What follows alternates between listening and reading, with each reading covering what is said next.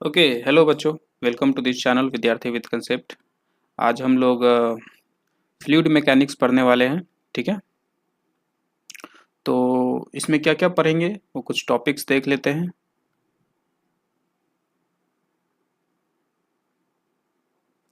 तो सबसे पहले हम लोग फ्लूइड के डेफिनेशन समझेंगे, फ्लूइड होता क्या है, और फिर सॉलिड और फ्लूइड में क्या डिफरेंस है, सॉलिड के जो मॉलिक्यूल्स होते हैं वो कैसे बिहेव करते हैं, वो कैसे रहते हैं, और फ्लूइड में मॉलिक्यूल्स कैसे रहते हैं।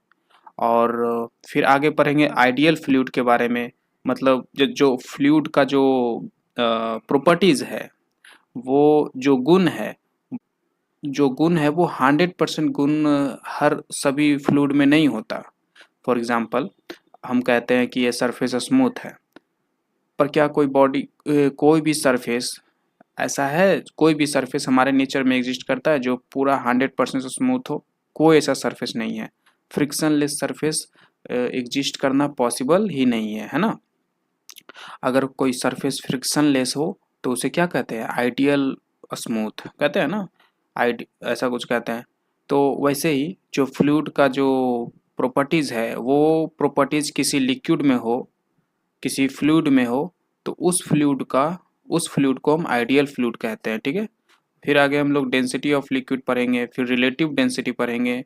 फिर जब दो अलग अलग लिक्विड को जिसके अलग अलग डेंसिटी हो, उन्हें मिक्स कर देंगे तो जो नया मिक्सचर बनेगा उसका क्या डेंसिटी होगा, उसका वॉल्यूम कैसे चेंज करेगा, क्या होगा, जो भी चीज़ें हम पढ़ेंगे आगे। ठीक है, तो आगे बढ़ते हैं। ओके, तो क्या है डिफिनीशन ऑफ फ्लूइड, है ना। तो फ्लूइड का डिफिनीशन पढ़ने से पहले हम लोग फ्लूइड मैकेनिक्स के बारे में समझ लेते हैं कि फ्लूइड मैकेनिक्स क्या होता है।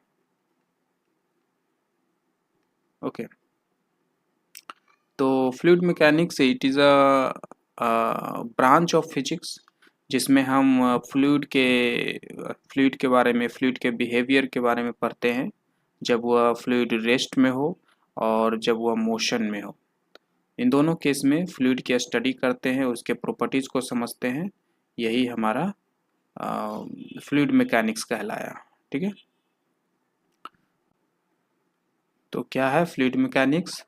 Which deals with properties of fluid. Fluid के बारे में, फ्लूइड के प्रॉपर्टीज के बारे में हम पढ़ते हैं यहाँ पे। अब फ्लूइड होता क्या है? तो एक फ्लूइड एक सब्सटेंस है दैट डिफॉर्म्स, जो अपना शेप साइज चेंज कर लेता है। डिफॉर्म्स मतलब चेंज इन शेप साइज, तो जो अपना शेप साइज चेंज कर लेता है कंटिन्यूअसली, लगातार करता रहता है। कब? तो under the action of shear stress. Shear stress का मतलब होता है टेंजेंशियल फोर्स। सरफेस के टेंजेंट डायरेक्शन में जो फोर्स होते हैं उसे टेंजेंशियल फोर्स कहते हैं, और उसी टेंजेंशियल फोर्स का एक नाम है शियर स्ट्रेस। ठीक है, तो जब शियर स्ट्रेस किसी सब्सटेंस के सरफेस पे लगाते हैं तो उसमें कंटिन्यूअसली डिफॉर्मेशन देखने को मिलता है, no matter how small the stress is.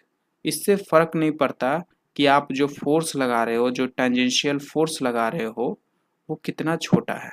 देखिए, इसको समझिए ऐसे।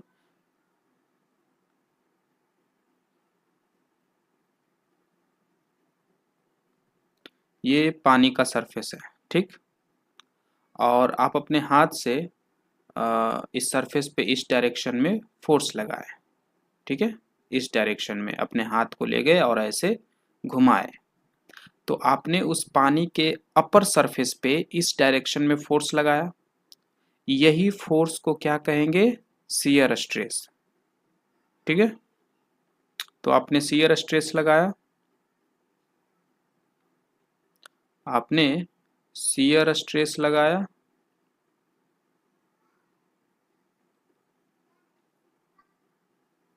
ठीक है। तो जैसे ही आप फील करोगे कि आप जब सरफेस पे, पानी के सरफेस पे हाथ ऐसे चलाते हो, तो कोई आपको रोकने वाला नहीं होता है। ऐसा नहीं लगता कि कोई रोक रहा है ना। जितना आप चला सकते हो उतना चलेगा, ठीक है। तो और थोड़ा सा कुछ फील होता है कि कुछ रोक रहा है, पानी कुछ रोक रहा है ना। लेकिन आप जहां तक चाहोगे वहां तक डिफॉर्म कर सकते हो, वहां तक अपना हाथ ले जाओगे, थोड़ा सा रेजिस्ट करेगा, लेकिन आप जितना चाहो उतना कर सकते हो डिफॉर्म, पानी में आप अपना हाथ चला सकते हो।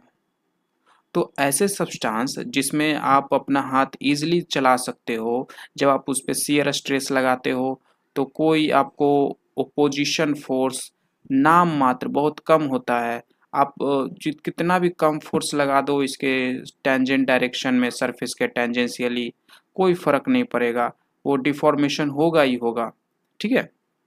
कितना भी, no matter how small stress is, तो कितना भी कम स्ट्रेस भी लगाओगे तो डिफॉर्मेशन होगा, और वो कंटिन्यूअसली होगा।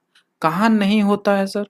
तो सॉलिड में नहीं होता है। आयरन बॉडी या कोई टेबल, आप अपने घर में टेबल होगा, उसके ऊपर आप अपने हाथ को रख दीजिए और हाथ को चलाइए इधर, तो आपको आपका हाथ चिपकेगा, उस सरफेस से चिपकेगा, है ना। और अगर आपके घर में कोई किताब है तो किताब पे इस डायरेक्शन में फोर्स लगाइए तो किताब थोड़ा सा ऐसे बेंट हो जाएगा, है ना। और आप गौर करोगे कि जैसे जैसे ये बेंट होता जा रहा है, वैसे वैसे मुझे ज़्यादा फोर्स लगाना पड़ जा रहा है। ये अगर इसको हम अगर ठीठा बोलें, तो जैसे जैसे एंगल बढ़ेगा वैसे वैसे आपको फोर्स भी बढ़ाना पड़ेगा। जस्ट लाइक अ स्प्रिंग, स्प्रिंग को आप खींचते हो तो इसका एक्सटेंशन होता है, एक्स बढ़ता है ना। तो जैसे जैसे एक्स बढ़ता है आप फोर्स भी बढ़ाते हो, नहीं बढ़ाओगे तो आप आगे बढ़ ही नहीं पाओगे, उसको आगे फर्दर इंक्रीज ही नहीं कर पाओगे। वैसा ही इसमें, और स्प्रिंग में क्या आप जितना चाहे उतना कर सकते हो? नहीं, एक समय के बाद वो होना बंद हो जाएगा, है ना, एक्सटेंड होना बंद हो जाएगा। वैसे ही ये किताब भी है, एक एक खास एंगल के बाद ये आगे नहीं मूव हो पाएगा, है ना। आगे शिफ्ट नहीं हो पाएगा, डिफॉर्म नहीं हो पाएगा। लेकिन लिक्विड में ऐसा नहीं है, आप जितना चाहो उतना कर सकते हो। समझ में आई बात? यही है डिफरेंस सॉलिड और लिक्विड फ्लूइड के बीच, ठीक है। अब फ्लूइड कितने होते हैं? तो दो तरह के फ्लूइड होते हैं, लिक्विड एंड गैसेस। इन दोनों को हम फ्लूइड कहते हैं। गैस को भी फ्लूइड कहेंगे, लिक्विड को भी फ्लूइड कहेंगे। क्योंकि देखिए, आप गैस में भी आप अभी आप एयर में रह रहे हैं ना, हम लोग हमेशा एयर में रहते हैं। तो एयर में जब आप अपना हाथ घुमाते हो तो वहाँ पे भी आपको हल्का हल्का महसूस होता है कि हवा टकरा रही है मेरे हाथ से, हवा रोकना चाह रही है मुझे, है ना। लेकिन आपको नहीं रोक सकता, है ना। आप जितना चाहो उतना हाथ उसमें अपना मूव करा सकते हो, हवा को डिफॉर्म कर सकते हो, जैसे चाहे उसे वैसे बिगाड़ सकते हो, उसको शेप साइज को, है ना। हवा को आप डिस्टर्ब कर सकते हो। So this is the basic difference between solid and fluids. Okay, चलिए आगे बढ़ते हैं। तो ये भी है सॉलिड और फ्लूइड। तो और भी पढ़ते हैं सॉलिड और फ्लूइड के बारे में, जो भी हम बात कर रहे थे वहाँ वो वही चीज़ यहाँ पे लिखा हुआ है, देखिए। Deform when shear stress is applied, but but deformation stops after some time, है ना। अभी हमने बात किया था किताब में आप फोर्स लगाइए, किताब ऐसे है तो वो थोड़ा ऐसे हो जाएगा, लेकिन ये हमेशा नहीं होता रहेगा, एक समय के बाद रुक जाएगा, वही यहाँ लिखा हुआ है। अब फ्लूइड की बात करते हैं। डिफॉर्मेशन कीप्स इंक्रीजिंग, फ्लूइड में इंक्रीज होता जाएगा। अब पानी पानी है, पानी में आप ऐसे है, पानी में आप फोर्स लगाइए तो पानी जो पानी का सरफेस आपके हाथ से चिपका हुआ है वो पानी आगे बढ़ता चला जाएगा, है ना। और उस पानी से नीचे वाला पानी, नीचे वाला लेयर उस पानी से चिपका हुआ है, ऊपर वाले पानी से चिपका हुआ है, तो नीचे वाला भी थोड़ा आगे जाएगा, फिर उसके नीचे वाला भी आगे शिफ्ट करेगा, और ऐसे करते करते करते करते थोड़ा थोड़ा थोड़ा थोड़ा सब शिफ्ट हो जाएंगे। ओके, तो deformation keeps increasing as long as shear stress is applied. ठीक है, यहाँ तक समझ गए हम लोग। आगे बढ़ते हैं। Fluid can not sustain shear stress at rest. समझ में आई बात? यही बात लिखा हुआ है। आप अच्छा, यहाँ पे हम ये फ्लूइड के बारे में भी हम बात कर रहे थे। अब बताइए, सस्टेन का मीनिंग पहले समझ लेते हैं। सस्टेन मतलब बनाए रखना। ठीक है, तो मेंटेन रखना। सस्टेन का मतलब होता है मेंटेन रखना। ठीक है,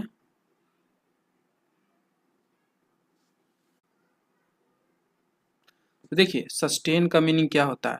सस्टेन मीन्स होता है बर्दाश्त करना। ठीक है, कंट्रोल करना, सहना, सह कर स्थिर, रेस्ट बने रहना, रिमेन्स एट रेस्ट, है ना। सह कर रिमेन एट रेस्ट रहना, रिमेन्स एट रेस्ट।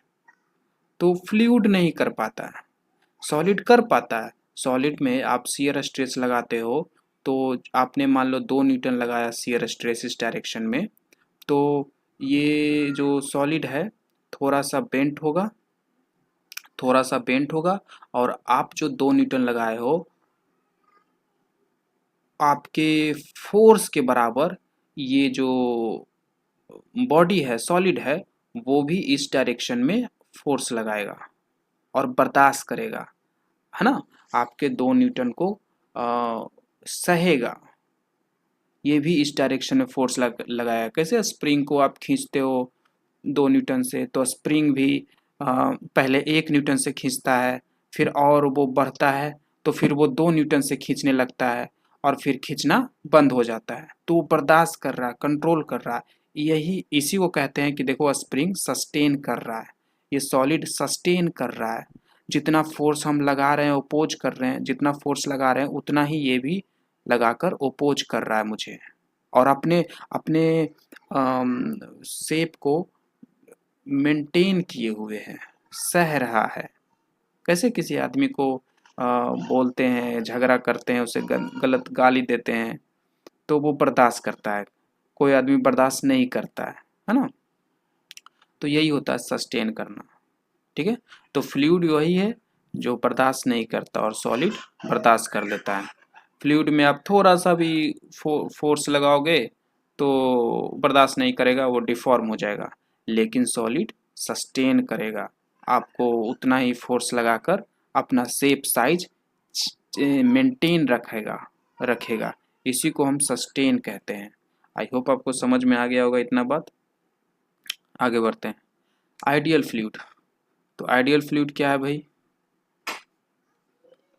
तो आइडियल फ्लूइड, तो फ्लूइड हैज़ 2 प्रॉपर्टीज। फ्लूइड के 2 प्रॉपर्टी होते हैं। पहला कि इनकम्प्रेसिबल।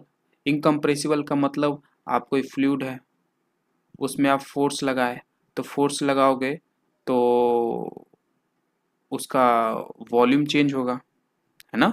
प्रेशर बढ़ाओगे तो उसका वॉल्यूम कमेगा ना।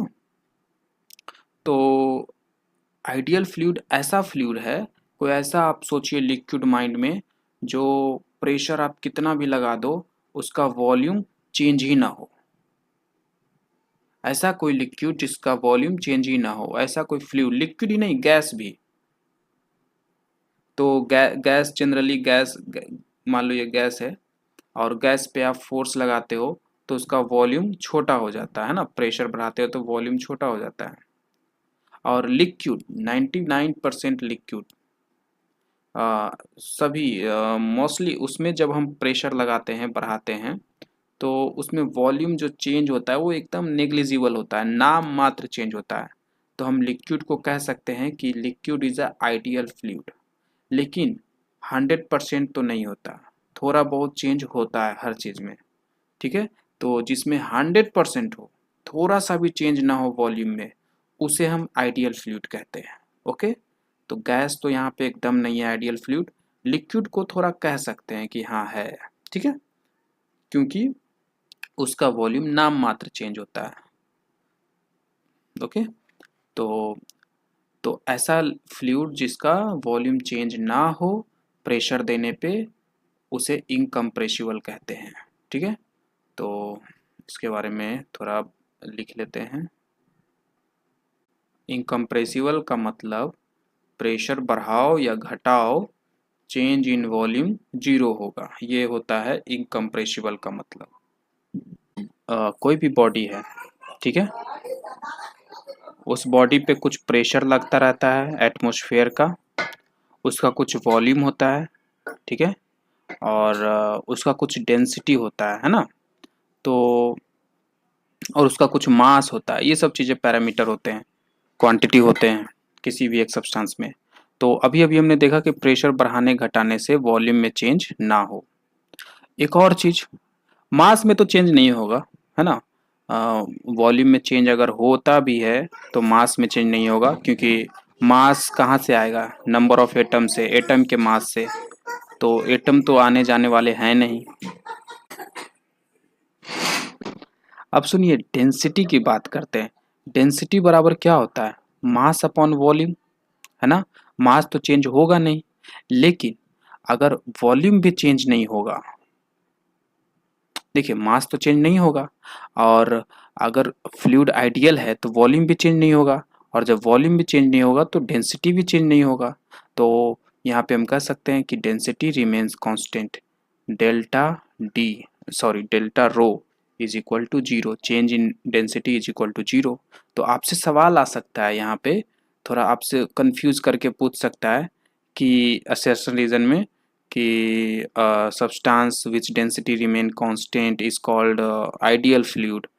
तो आप यहाँ पे सोचना अच्छे से कि डेंसिटी कांस्टेंट है मतलब मास वॉल्यूम चेंज नहीं हो रहा है, वॉल्यूम चेंज नहीं हो रहा है मतलब प्रेशर बढ़ा रहे हैं फिर भी वॉल्यूम नहीं चेंज हो रहा है, तो इसका मतलब आइडियल है। तो ये सब बातों को आपको ध्यान रखना है, ठीक है। चलिए आगे बढ़ते हैं। दूसरा प्रॉपर्टीज है नॉन विस्कस। नॉन विस्कस, तो नॉन विस्कस का मतलब क्या होता है, तो देखिए विस्कोसिटी, विस्कोसिटी एक प्रॉपर्टी होता है, जैसे रिजिडिटी, सब्सटेंस का एक रिजिडिटी प्रॉपर्टी होता है ना। रिजिडिटी, अगर किसी बॉडी में रिजिडिटी ज़्यादा हो तो इसका मतलब कि वो अपना शेप साइज इजीली चेंज नहीं करेगा, वो ठोस है, मजबूत है ना। तो वैसे ही एक प्रॉपर्टी होता है विस्कोसिटी। विस्कोसिटी का मतलब होता है चिपचिपाहट, चिपचिपाहट, ठीक है। तो कौन सा लिक्विड कितना, कोई भी लिक्विड, हम बार बार लिक्विड बोलते हैं, फ्लूइड बोलना चाहिए, तो कौन सा फ्लूइड कितना ज़्यादा चिपचिपा है वो उतना ज़्यादा ही उसमें विस्कोसिटी है ना। जितना ज़्यादा चिपचिपाहट है कोई भी चीज़ मतलब उसमें ज़्यादा विस्कोसिटी है। फॉर एग्जांपल हनी, हनी के पास सबसे ज़्यादा विस्कोसिटी होता है, ठीक है। हनी विस्कस फ्लूइड है ना। तो ऐसा सोचिए, ऐसा कोई सब्सटेंस फ्लूइड सोचिए जो चिपचिपा ना हो, तो हनी के उल्टा क्या होगा, हनी बहुत चिपचिपा होता है। पानी, पानी नहीं चिपचिपा होता है, लेकिन थोड़ा बहुत वो भी होता है। कैसे हम मान लें कि वो भी होता है सर, तो देखिए आप ऐसा करिए, एक टब लीजिए, टब में पानी लीजिए, और पानी के ऊपर वाले सरफेस पे हाथ इस तरीके से चलाइए, आप शियर स्ट्रेस लगाइए, शियर स्ट्रेस लगाइए, तो सिर्फ क्या ऊपर वाला पानी आगे बढ़ता है कि उसके जस्ट नीचे वाला भी थोड़ा आगे बढ़ता है, नीचे वाला भी थोड़ा आगे बढ़ता है ना। ऐसा नहीं कि सिर्फ ऊपर वाला जाता है, नीचे सबका पानी, सबका सब पानी नीचे वाला रेस्ट में रहता है और सिर्फ ऊपर वाला स्लाइड होके आगे चला जाता है, ऐसा नहीं होता है। नीचे वाला भी जाता है, तो नीचे वाला क्यों जाता है, तो कुछ चिपका हुआ रहता है, कुछ फोर्स से अम, ऊपर वाला लेयर और नीचे वाला लेयर चिपका हुआ होता है, उस फोर्स को हम लोग कोहेसिव फोर्स कहते हैं, ठीक है। तो हर एक पानी का लेयर एक दूसरे से चिपका हुआ होता है, और जिसमें ये ज़्यादा फोर्स होता है, ज़्यादा फोर्स से चिपका होता है, वो उतना ज़्यादा ही चिपचिपाहट होता है, चिपचिपा होता है, उसमें ज़्यादा विस्कोसिटी होता है। यानी कि हनी में हर एक लेयर एक दूसरे के साथ ज़्यादा फोर्स से अटैच्ड है, ठीक है। तो ये होता है विस्कस, ओके। तो ऐसा फ्लूइड जिसमें ये जो दोनों लेयर के बीच वो जो फोर्स है वो फोर्स जीरो हो, उसे हम नॉन विस्कस फ्लूइड कहते उसे हम नॉन विस्कस फ्लूइड कहते हैं। ठीक है। और ये जो फोर्स है दो लेयर के बीच में, ये फोर्स का काम क्या है? आगे बढ़ने से रोकना ना। जैसे ऊपर वाला लेयर आगे बढ़ रहा है तो नीचे वाला लेयर अपने इनर्शिया की वजह से आगे नहीं जाना चाहेगा, रोकेगा, पर रोक नहीं पाएगा तो वो भी आगे जाएगा। पर रोका ना, रोकने का काम किया ना, तो इसलिए ये फोर्स को हम फ्रिक्शन फोर्स भी कहेंगे। ये नॉन विस्कस फोर्स जो है इसे हम फ्रिक्शन फोर्स भी कहेंगे क्योंकि ये रोकने का काम कर रहा है। ठीक है। और ये जो लेयर है सेकेंड लेयर है, उस सेकेंड लेयर के नीचे जो थर्ड लेयर है वो थर्ड लेयर ऊपर वाले लेयर को ओपोज करेगा, आगे जाने नहीं देगा। ठीक है। तो इस तरीके से कंटिन्यूअसली हर एक लेयर के नीचे वाला लेयर उसे ओपोज करता है और आगे जाने नहीं देता, पर अ, चला जाता है। ठीक है। पर ओपोजिशन तो होता है। तो इस फोर्स को हम कोहेसिव फोर्स कहते हैं।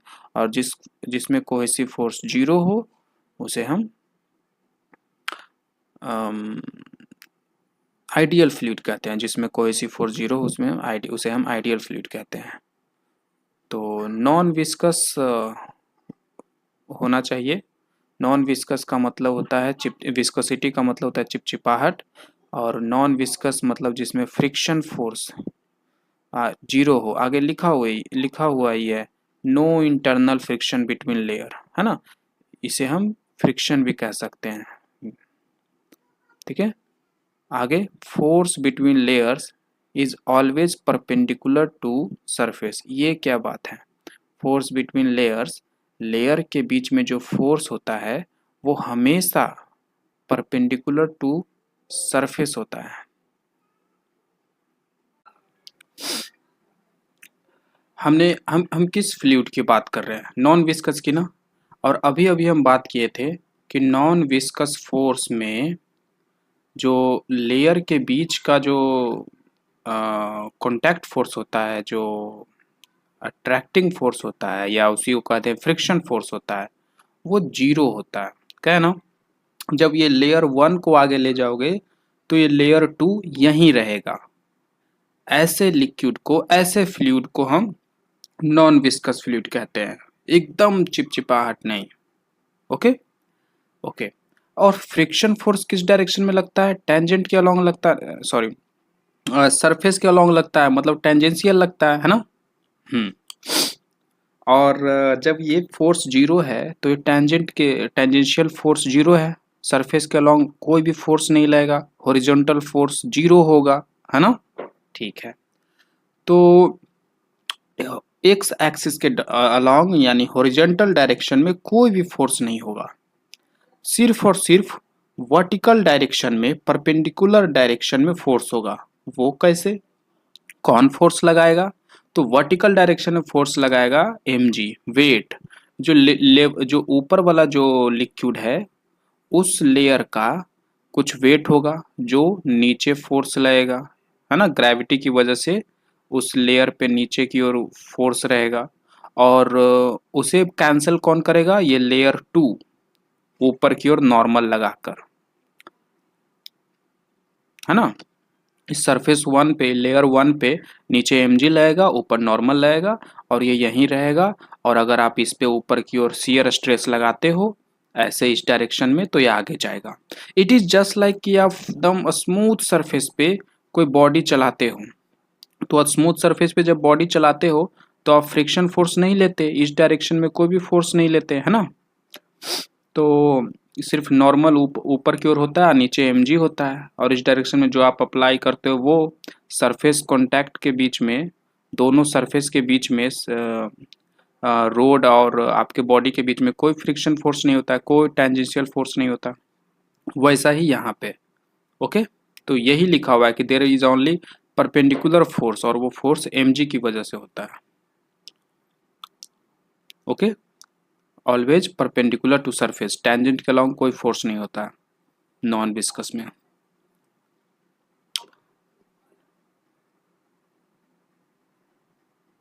mg की बात कर रहा है, ठीक है। आगे बढ़ते हैं।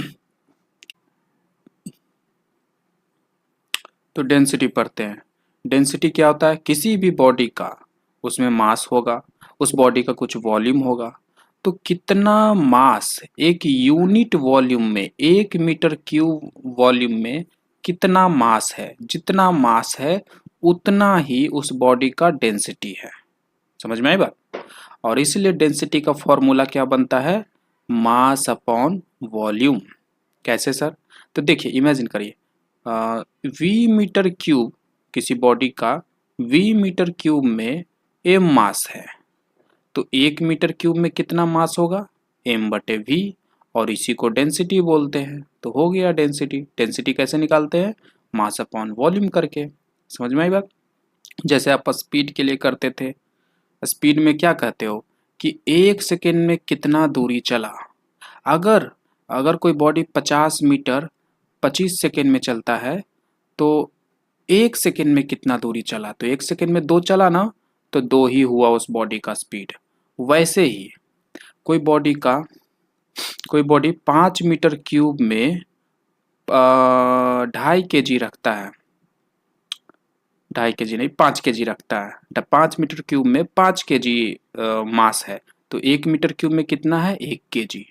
तो एक ही उस बॉडी का डेंसिटी हुआ। ओके। और हमेशा मास को वॉल्यूम से डिवाइड करके हमें डेंसिटी मिलता है। तो ये डेंसिटी का फॉर्मूला हो गया। डेंसिटी का यूनिट क्या हो जाएगा? ऐसा यूनिट kg/मीटर क्यूब, ठीक है। सीजीएस यूनिट क्या हो जाएगा? तो केजी को ग्राम कर दो, मीटर को सेंटीमीटर कर दो, आपको मिल जाएगा gram per centimetre cube. Meaning, how much mass is present in unit volume. Okay, आई बात समझ में? आगे बढ़ा जाए। रिलेटिव डेंसिटी क्या होता है? ओके, रिलेटिव डेंसिटी, जब भी रिलेटिव वर्ड आए समझिए समझिए कंपैरिजन हो रहा है, ठीक है। तो रिलेटिव डेंसिटी क्या होता है? तो किसी भी सब्सटेंस का डेंसिटी पानी के डेंसिटी से कितना गुना ज्यादा है ना। तो density of substance by density of water at 4 degree Celsius, ये लगाना जरूरी है, क्योंकि पानी का अलग अलग टेम्परेचर पे अलग अलग डेंसिटी होता है ना। 100 डिग्री सेल्सियस पे अलग डेंसिटी होगा, 1000 डिग्री सेल्सियस पे अलग डेंसिटी होगा। तो वैसे ही इसलिए डेंसिटी को फिक्स करने के लिए टेम्परेचर को फिक्स कर दिया। यहाँ बता दिया कि 4 डिग्री सेल्सियस पे जो पानी का टेम्परेचर होता है ना, सॉरी, पानी का जो डेंसिटी होता है ना, वो ही डेंसिटी आपको यूज करना है। तो रिलेटिव डेंसिटी बराबर होता है density of substance by density of water, ठीक है। तो अच्छा, ये रिलेटिव डेंसिटी में एक खास बात है, इस क्वांटिटी का कोई यूनिट नहीं होता। रिलेटिव डेंसिटी एक ऐसा फिजिकल क्वांटिटी है जिसका कोई यूनिट नहीं होता है। क्यों नहीं होता? क्योंकि ऊपर न्यूमरेटर और डिनोमिनेटर में सेम फिजिकल क्वांटिटी होते हैं, ठीक है, सेम फिजिकल क्वांटिटी होते हैं, तो उसके यूनिट कैंसल आउट हो जाते हैं। ओके। और ये एक, इसलिए इसको हम प्योर रेशियो कहते हैं। Okay, density of water at 4 degree Celsius. 4 degree Celsius में वाटर का डेंसिटी क्या होता है? 1000 kg/मीटर क्यूब। और इसी को अगर ग्राम में पूछे तो 1000 kg को ग्राम करो, तो 1 kg में 1000 ग्राम, तो 1000 ग्राम। और मीटर को सेंटीमीटर में करो तो 1 मीटर में 100 सेंटीमीटर, और उसको पावर 3 करो तो 10⁻6 मीटर सेंटीमीटर क्यूब आ जाएगा। अब देखिए, ऊपर 3 3 6 और नीचे भी पावर 6, यानी कैंसल हो जाएगा। तो ग्राम में कितना आएगा? 1 ग्राम पर सेंटीमीटर क्यूब। ओके, चलिए आगे बढ़ते हैं। एग्जाम्पल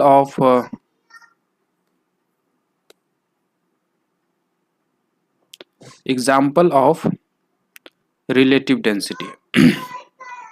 रिलेटिव डेंसिटी के कुछ एग्जाम्पल्स हैं। तो मान लीजिए कोई सब्सटेंस है जिसका रिलेटिव डेंसिटी 3 है। इसका क्या मतलब हुआ? अगर किसी बॉडी का रिलेटिव डेंसिटी 3 है तो मतलब, तो रिलेटिव डेंसिटी बराबर क्या होता है? डेंसिटी ऑफ बॉडी बटे डेंसिटी ऑफ वाटर। और अगर आपके बॉडी का रिलेटिव डेंसिटी 3 है, इसका मतलब ऐसे आप इक्वेशन में लिख सकते हो फॉर्मूला में, this is your density of body. This is your density of water and this is your relative density of body. रख दिए। अब यहाँ से अपना डेंसिटी निकालो तो क्या आएगा, 3 टाइम्स डेंसिटी ऑफ वाटर आएगा ना। तो अगर आपके बॉडी का रिलेटिव डेंसिटी 3 है, इसका मतलब उस बॉडी का जो डेंसिटी है पानी से 3 गुना है ना। मैथ्स क्या बोल रहा है कि density of your body is 3 times density of water. तो ये मीनिंग हुआ, ठीक है। तो डेंसिटी ऑफ वाटर क्या होता है, तो ऐसा यूनिट में तो 1000 होता है। तो इसका मतलब आपके बॉडी का एक्चुअल, आपके बॉडी का जो डेंसिटी है वो कितना है, 3000। सीजीएस में बोले तो 3, ओके, क्योंकि है ना वाटर का डेंसिटी 1 होता है, तो आपके बॉडी का रिलेटिव डेंसिटी 3 है, तो आपके बॉडी का डेंसिटी 3 हो जाएगा। ओके, चलिए आगे बढ़ते हैं। Density of mixture. अब हम डेंसिटी ऑफ मिक्सचर समझते हैं। तो 2 केस में इसे समझेंगे। एक केस में जिसमें इक्वल वॉल्यूम है, एक केस जिसमें इक्वल मास है, 2 बॉडी का मास इक्वल है। तो कोई 2 बॉडी इमेजिन करिए आप, कोई 2 बॉडी, ठीक है, ये 1 और ये बॉडी 2, दोनों का मास सेम है, दोनों का मास सेम है, ठीक।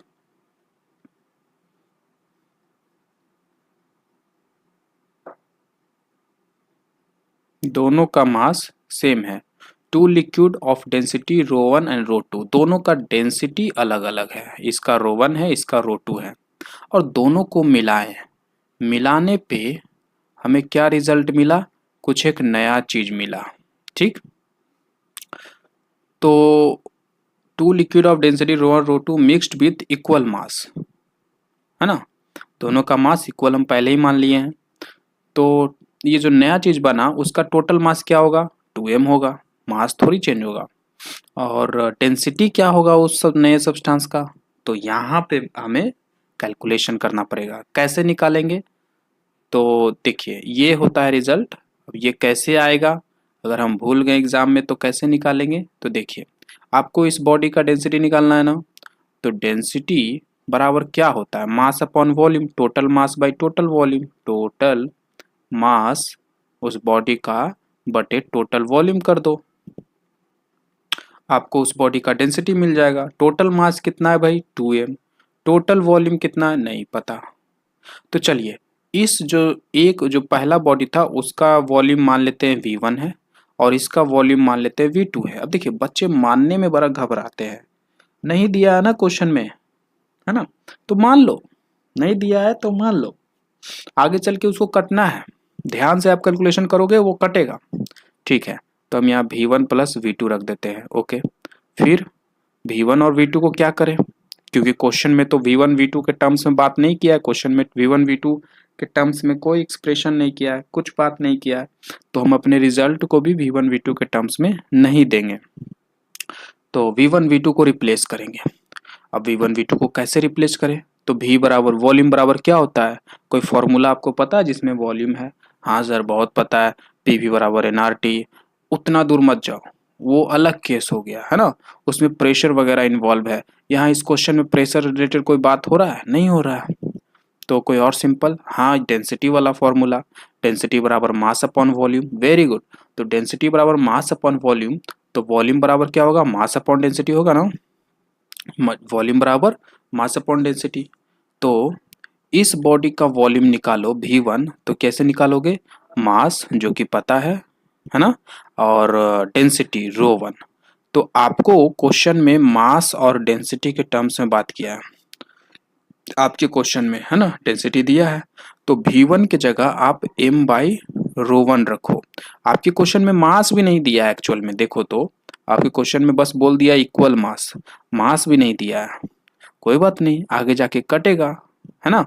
हम लोग इस क्वेश्चन में भी तो मास दिया नहीं था, तो हम लोग मान लिए थे m ना, हाँ, तो मास नहीं दिया है, वो आगे जाके कटना है उसको। अब आगे देखिए v2 के जगह भी ऐसे ही mass upon density of 2 body, second body. अब इसको देखिए, मास को देखिए, वॉल्यूम तो पहले ही गायब हो गया, और मास को देखिए, मास ऊपर नीचे कॉमन लीजिएगा तो कट जाएगा ना, तो क्या बचेगा, नया डेंसिटी बराबर 2/1 बाई ρ1 प्लस 1/√2। समझ में आई बात। और यही अगर देखिए और आगे केस बताते हैं, अगर यही 3 बॉडी मिलाता तो 3 बॉडी मिलाता और जो नया मिक्सचर बनता उसका पूछता तो उसके लिए आप 2 की जगह 3 रखते और 1/ρ1 प्लस 1/ρ2 प्लस 1/ρ3 सिंपल, सॉरी ρ3। और ऐसे ही अगर n बॉडी रहता तो n बटा 1/ρ1 ρ2 1/ρ2 1/ρ3 plus plus plus plus 1/ρn। आई बात समझ में। अब ये तो अलग है, आपने अलग लाया, तो ये हम इसे सॉल्व करेंगे, थोड़ा सिंप्लीफाई करेंगे तो ऐसा आ जाएगा। कैसे आ जाएगा चलिए देखिए।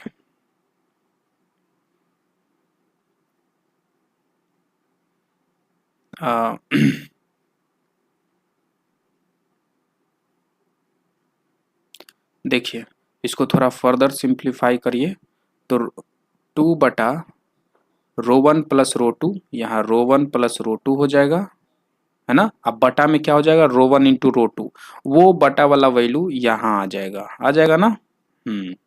तो आ गया ना सेम, 2 इंटू ρ1 ρ2 बटा ρ1 प्लस ρ2। ठीक है, तो ये चीज़ है, बहुत ही सिंपल चीज़ें हैं, आप इसे याद रखिए। अगर याद नहीं है तो कोई बात नहीं, आप तुरंत निकाल भी सकते हो। और हाँ देखिए ये जो चीज़ें हैं जो सेम एज आप काइनेमेटिक्स में पढ़े होंगे काइनेमेटिक्स में पढ़े होंगे वहाँ पे भी ऐसा ही फॉर्मूला देखने को मिलता है। जैसे वहाँ पे क्वेश्चन रहता है कि कोई बॉडी अगर सेम पाथ पे चल रहा हो, हर बार इक्वल दूरी चलता है अलग अलग स्पीड से। ठीक है, स्पीड का फॉर्मूला क्या होता है, स्पीड का फॉर्मूला होता है डिस्टेंस अपॉन टाइम। जैसे यहाँ पे डेंसिटी का फॉर्मूला होता है मास अपॉन वॉल्यूम, वहाँ पे स्पीड का फॉर्मूला होता है डेंसिटी अपॉन टाइम। इस क्वेश्चन में यहाँ पे मास इक्वल है, न्यूमरेटर इक्वल है। और काइनेमेटिक्स में ये जो क्वेश्चन अभी हम दिए हैं कि सेम डिस्टेंस चल रहा है अलग अलग स्पीड से, कभी v1 से कभी v2 से, ऐसे ऐसे। तो आप ध्यान से देखिए दोनों का फॉर्मूला एक जैसा है, दोनों में न्यूमरेटर डिनोमिनेटर में है और दोनों के न्यूमरेटर सेम है। इसमें इस क्वेश्चन में मास दोनों बॉडी का सेम है और इस क्वेश्चन जो अभी हम क्वेश्चन दिए स्पीड वाला, इस क्वेश्चन में डिस्टेंस सेम है।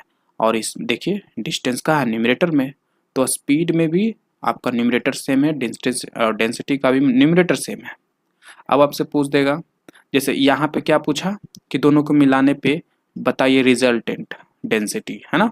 वैसे यहाँ पे पूछ देगा कि ऐसा केस है सेम डिस्टेंस अलग अलग स्पीड से जा रहा है तो बताइए एवरेज स्पीड, ऐसा पूछ देता है। तो एवरेज स्पीड भी तो ऐसा ही स्पीड हुआ ना। एवरेज स्पीड क्या होता है, एक ऐसा स्पीड जिससे आप ये पूरा दूरी चल सको। कितना दूरी चला, v1 v3 v4, ठीक है। ये अलग अलग स्पीड से 4d चला ना, तो कोई एक ऐसा स्पीड बताइए जो उतना ही टाइम में ये अलग अलग स्पीड से, मान लीजिए t टाइम लगा 4d दूरी चला। अब कोई ऐसा स्पीड बताइए जो यही 4d दूरी चले और उतना ही टाइम में चले, उस स्पीड को हम एवरेज स्पीड कहते हैं। ठीक है, तो यहाँ पे एवरेज स्पीड निकालना होता है तो सेम ऐसा ही फॉर्मूला यूज करते हैं। v बराबर कितने स्पीड है, 4 स्पीड है ना, तो ऊपर 4 बटा 1/v1 plus 1/v2 plus 1/v3 same.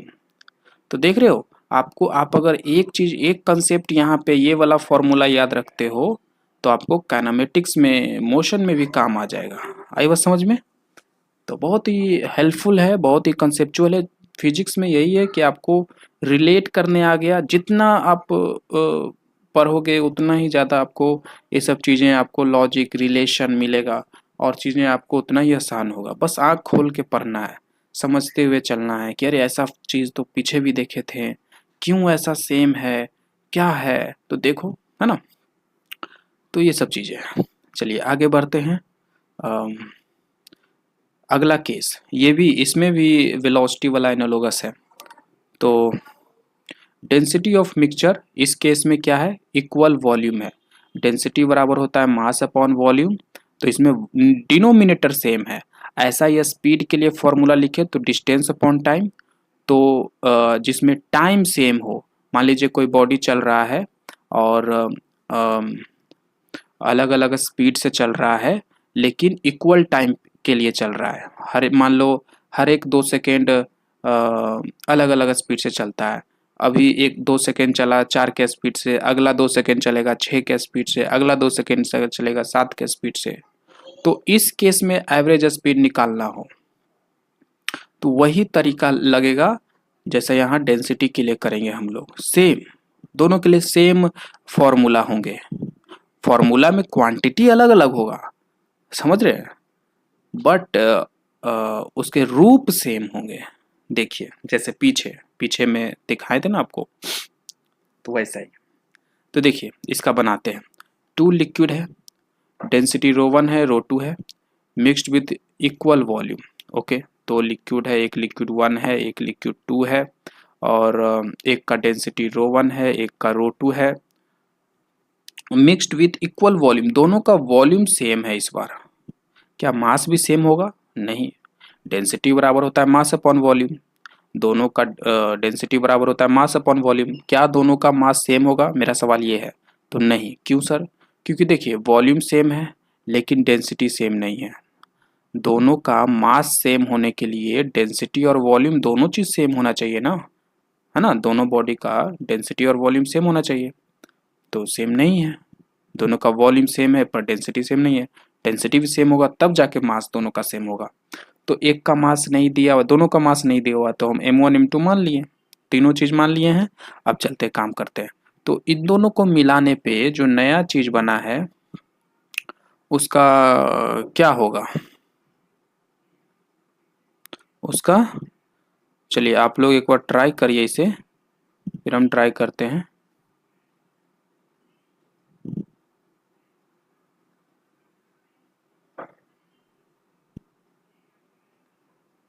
चलिए, तो जो नया चीज बना है उसका मास क्या होगा? Total mass m1 plus m2 होगा, टोटल वॉल्यूम 2 भी होगा, और डेंसिटी निकालने के लिए तो यही दो चीज चाहिए मुझे, मास m1 प्लस m2 बटे वॉल्यूम। हो गया आंसर। बट नहीं, क्या क्वेश्चन में m1 m2 इन्वॉल्व किया है? नहीं किया है। क्वेश्चन में m1 m2 डेटा है? नहीं है। तो आप आंसर भी m1 m2 के टर्म्स में नहीं दे सकते। m1 m2 को आपको यहाँ पे चेंज करना होगा। वॉल्यूम को क्वेश्चन में वॉल्यूम दिया है क्या? बस बोला इक्वल वॉल्यूम। तो आप क्वेश्चन में वॉल्यूम, आप अपने आंसर में वॉल्यूम कैसे दिखा सकते हो? नहीं दिखा सकते। तो m1 m2 को मुझे अलग क्वांटिटी में एक्सप्रेस करना होगा। तो कैसे करें? तो फॉर्मूला डेंसिटी बराबर मास अपॉन वॉल्यूम। तो यहाँ से मास निकालो। अच्छा, सभी बच्चों को डाउट होगा, एक जरूर डाउट होगा कि मास को वॉल्यूम के टर्म्स में लिखें कि वॉल्यूम को मास के टर्म्स में लिखें। तो सुनिए, ध्यान दीजिए, वॉल्यूम को अगर मास में लिखोगे तो यहाँ पे दो अलग अलग मास है ना। तो ऊपर नीचे वाला क्वांटिटी आप काट नहीं सकते, लेकिन अगर मास को वॉल्यूम के टर्म्स में लिखोगे तो ज़्यादा बढ़िया होगा। क्यों? क्योंकि वॉल्यूम दोनों का सेम है। तो m1 को जब वॉल्यूम के टर्म्स में लिखोगे तो भी आएगा, m2 में भी आएगा, और फिर ऊपर नीचे, ऊपर भी हो जाएगा, नीचे भी है, काट सकते हैं। तो वॉल्यूम के टर्म्स में करना ठीक होगा क्योंकि वॉल्यूम दोनों के लिए सेम है, जिसकी वजह से हम ऊपर नीचे काट सकते हैं। ये रीजन है। तो ये सब चीजें बहुत हेल्प करता है। बच्चा जब नया नया बनाता है तो उसे सब समझ में नहीं आता है कि कैसे हैंडल करें, क्यों करें, मास को वॉल्यूम में क्यों करें, वॉल्यूम को मास में क्यों ना करें, है ना। वॉल्यूम बराबर मास अपॉन डेंसिटी लिख देते हैं, है ना। तो ऐसे गड़बड़ हो जाएगा। ठीक है। तो ये सब चीजें जो अभी हम आपको बता रहे हैं, ये महीनों प्रैक्टिस करने के बाद रियलाइज होता है, जो हम आपको अभी फर्स्ट टाइम ही में ही बता दिए। ठीक है। तो चलिए, m1 को हम लिख सकते हैं डेंसिटी 1 इंटू भी प्लस m2 को ये लिख सकते हैं बटा 2v। भी कट लेके, कॉमन लेके काट दो, डेंसिटी 1 प्लस डेंसिटी 2 बटा 2। सेम चीज, स्पीड में अगर क्वेश्चन पूछ दे आपसे कि एक बॉडी हर एक इक्वल टाइम अलग अलग स्पीड से चल रहा है, कभी v1 से चले, कभी v2 से चले, कभी v3 से चले, और टाइम इक्वल हमेशा t सेकेंड अलग अलग स्पीड से चले, तो बताइए उसका एवरेज स्पीड क्या है। तो सेम आप क्या करोगे, तो जैसे यहाँ पे क्या किया है, दोनों का अलग अलग डेंसिटी है, मिला के जो नया बॉडी बना उसका डेंसिटी क्या है, तो दोनों का डेंसिटी जोड़ के बटे 2 कर दिया, यानी कि अरिथमेटिक मीन निकाला है, एवरेज निकाला है दोनों बॉडी का, arithmetic mean of density of two body. Similarly आप भी क्या करोगे, अरिथमेटिक मीन निकाल दोगे तीनों स्पीड का, तो v1 plus v2 plus v3 बटा 3 हो गया, आया ना सेम चीज। अगर अब यहीं पे हम जनरल लिख देते हैं, फॉर एन बॉडी डेंसिटी अगर निकालना हो तो ρ1 प्लस ρ2 प्लस ऐसे करते करते करते करते ρn बटा n, सिंपल बात। तो ये चीजें हैं, ठीक है। तो यहाँ देखिए क्या है, if volume v1 and v2, अगर कोई दो बॉडी है और दोनों का वॉल्यूम, एक का वॉल्यूम v1 है और एक का वॉल्यूम v2 है, एक का डेंसिटी ρ1 है, एक का डेंसिटी ρ2 है, इसका अगर मिलाएं तो जो नया डेंसिटी बनेगा उसको कैसे निकालोगे, तो mass by volume, total mass by total volume. तो मास ये दोनों का डेंसिटी वॉल्यूम सेम नहीं है तो मास भी सेम नहीं होगा, तो एक का m1 एक का m2 मान लिए, टोटल मास हो गया m1 प्लस m2 बटे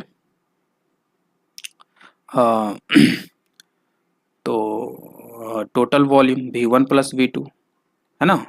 ये जो फॉर्मूला यहाँ पे दिया हुआ है जो अभी हम निकालने वाले हैं ये आएगा, तो ये जनरल फॉर्मूला है, ये जनरल फॉर्मूला है total mass by total volume.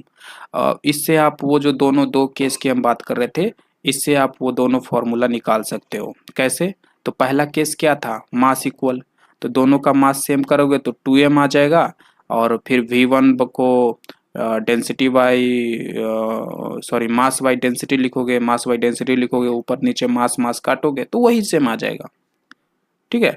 फिर केस सेकेंड में क्या था, वॉल्यूम सेम था, दोनों का वॉल्यूम सेम है तो v नीचे लिख दोगे 2v, है ना। फिर मास को वॉल्यूम के टर्म्स में लिखोगे density into volume, density into volume, volume common लेके काटोगे तो डेंसिटी 1 प्लस डेंसिटी 2 बटे 2 आ जाएगा। तो ये जनरल फॉर्मूला है दोनों के लिए, ठीक है। तो use this formula okay for numericals. चलिए आगे बढ़ते हैं। तो आज के लिए इतना ही, मिलते हैं नेक्स्ट लेक्चर में और आगे बात करेंगे और फिर कुछ न्यूमेरिकल्स करेंगे।